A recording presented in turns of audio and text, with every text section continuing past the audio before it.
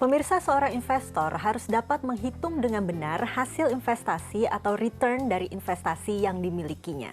Bagaimanakah caranya? Tentunya akan kita bahas dalam Cerdas 5 Menit.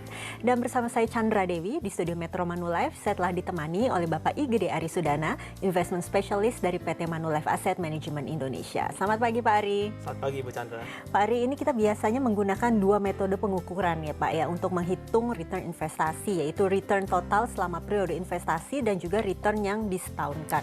Barangkali kita jabarkan dulu ini Pak Ari ya, bagaimana kalau kita menghitung return total investasi selama periode investasi itu seperti apa? Yang pertama untuk yang total return atau hasil investasi total investor, ini biasanya perhitungan yang paling umum digunakan oleh investor karena metodenya sangat sederhana. Sebenarnya investor tinggal membandingkan hasil akhir investasi dibandingkan dengan modal investasi. Jadi perbedaannya berapa, pertumbuhannya berapa, kemudian dibagi dengan modal investasinya.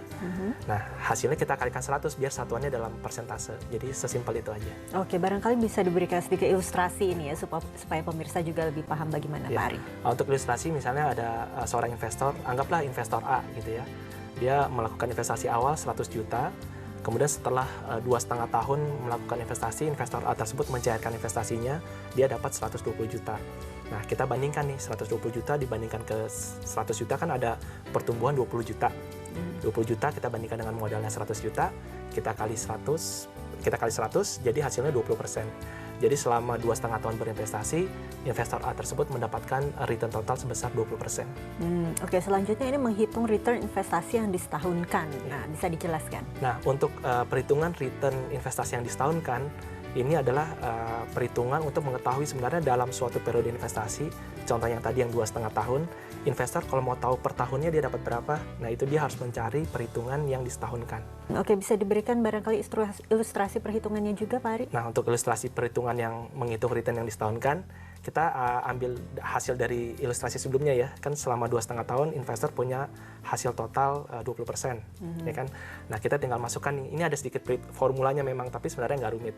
Kita masukkan ke formulanya, 1 ditambah persentase dari return total, dipangkatkan 1 tahun dibagi lamanya tahun berinvestasi, kita kurangkan 1, kita kali 100, itu dapat perhitungannya. Dalam contoh ini, 1 ditambah 20%, dipangkatkan 1 tahun dibagi 2,5 tahun, dikurangi 1 dikali 100, itu dapat 7,56%. Artinya investor A tersebut selama 2,5 tahun berinvestasi, dia mendapatkan return per tahunnya sebesar 7,56%. Oke, tapi sebetulnya kenapa kita penting untuk mengetahui return yang disetahunkan ini Pak Ari? Karena toh kita terkadang barangkali investor juga tidak serta-merta berinvestasi dalam setahun 2 tahun begitu ya, bagaimana? Nah, ini penting untuk dilakukan karena kalau misalnya kita pakai perhitungan yang total return saja, ini akan susah bagi investor untuk melakukan perbandingan atau evaluasi antara investasi-investasi yang dia miliki atau misalnya dia mau membandingkan terhadap investasi lain, misalnya terhadap investor lain atau misalnya dia baca suatu publikasi investasi. Karena misalnya investor A itu punya jangka investasi 3 tahun, investor B 4 tahun, investor C 5 tahun. Itu kita mau membandingkan kalau kita pakai total return investasi itu akan susah karena periode investasi kan berbeda-beda. Jadi nggak sejajar, nggak apple to apple istilahnya. Nah, makanya untuk membuat itu sejajar dan bisa diperbandingkan, semuanya harus kita bikin dalam basis perhitungan tahunan atau yang disetahunkan. Jadi dengan perhitungan yang disetahunkan ini udah kelihatan mana yang lebih tinggi, mana yang lebih rendah. Karena basisnya udah sama-sama 1 tahun.